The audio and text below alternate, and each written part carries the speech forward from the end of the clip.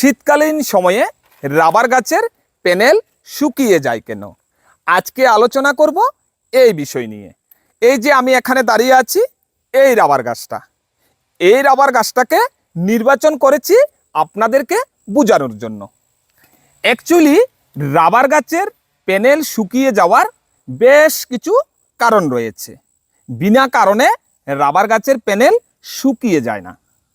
হ্যাঁ, রাবার গাছকে যেই জায়গাটাকে ট্রেপিং করা হয়, এই ট্রেপিং করা জায়গাটাকে বলা হয় চ্যানেল। আর ট্রেপিংয়ের নিচের অংশে এই যে বাকলটা রয়েছে, এটাকে বলা হয় প্যানেল। এখন প্রশ্ন আসছে, এই প্যানেলটা শুকিয়ে যায় কেন? অর্থাৎ শীতকালীন সময়ে রাবার গাছের প্যানেল শুকিয়ে যায় কেন? প্রথমত কারণ যেটা রয়েছে সেটা হলো রাবার গাছের ভুল ট্রেপিংয়ের ফলে রাবার গাছের প্যানেল শুকিয়ে যায়, কিংবা অতিরিক্ত ট্রেপিং করলেও কিন্তু রাবার গাছের প্যানেল শুকিয়ে যায়। এছাড়া বিশেষ করে শীতকালীন সময়ের মধ্যে যেই সকল রাবার গাছগুলি ওভার ড্রপিং হবে, এই যে আমার এখানে লেটেক্স লেগে আছে আমার আঙ্গুলে, হ্যাঁ, এই রাবার গাছটা কিন্তু ওভার ড্রপিং হচ্ছে। এই রাবার গাছটাকে সকালবেলাতে ট্রেপিং করা হয়েছিল এবং একটা নির্দিষ্ট সময়ে এই রাবার গাছ থেকে লেটেক্স কালেকশন করে নিয়ে যাওয়া হয়েছে। কিন্তু এখন বিকালবেলার সময়ে এই যে দেখুন, বাটিতে অনেকগুলি লেটেক্স জমা হয়ে আছে। এটার অর্থ হলো এই রাবার গাছটা ওভার ড্রপিং হচ্ছে। হ্যাঁ, এই যে এখানে আমি যদি আঙ্গুল দিয়ে টেস্ট করি তাহলে সেটা দেখে বোঝা যাচ্ছে এখনও পাতলা লেটেক্সগুলি এখনও নির্গত হচ্ছে। তার মানে এই রাবার গাছটা ওভার ড্রপিং হচ্ছে।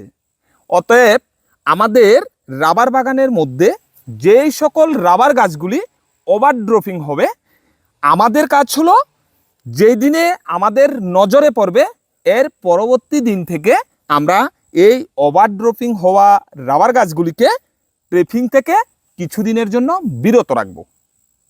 কিন্তু আমরা যদি কিছুদিন বিরত না রেখে নিয়মিত ট্রেপিং করতে থাকি, সেই ক্ষেত্রে কিন্তু এই রাবার গাছের প্যানেলটা শুকিয়ে যাবে। অর্থাৎ হ্যাঁ, এই চ্যানেল দিয়ে ট্রেপিং করার পর আর কিন্তু লেটেক্স আসবে না। কেননা যেহেতু এই রাবার গাছটা ওভার ড্রপিং হচ্ছে, সেই ক্ষেত্রে একটা সময়ে এসে এই প্যানেলের ক্ষীরনালীগুলি স্মিত হয়ে যাবে কিংবা শুকিয়ে যাবে। যদি আমরা এই রাবার গাছটাকে কিছুদিনের জন্য ট্রেপিং থেকে বিরত রাখি, সেই ক্ষেত্রে কিন্তু এই রাবার গাছের প্যানেলটা শুকিয়ে যাওয়ার হাত থেকে রক্ষা পাবে। অতএব আমরা যারা রাবার চাষিরা রয়েছি, আমরা নিশ্চয় এই বিষয়গুলিকে মেনে আমরা যদি ট্রেপিং করি, সেই ক্ষেত্রে এই রাবার গাছগুলিকে প্যানেল শুকিয়ে যাওয়ার হাত থেকে রক্ষা করতে পারি। ঠিক আছে বন্ধুরা, আজ এ পর্যন্ত। সবাই ভালো থাকবেন, সুস্থ থাকবেন, শুভকামনা রইল। আর এতক্ষণ সাথে থাকার জন্য সবাইকে অনেক অনেক ধন্যবাদ।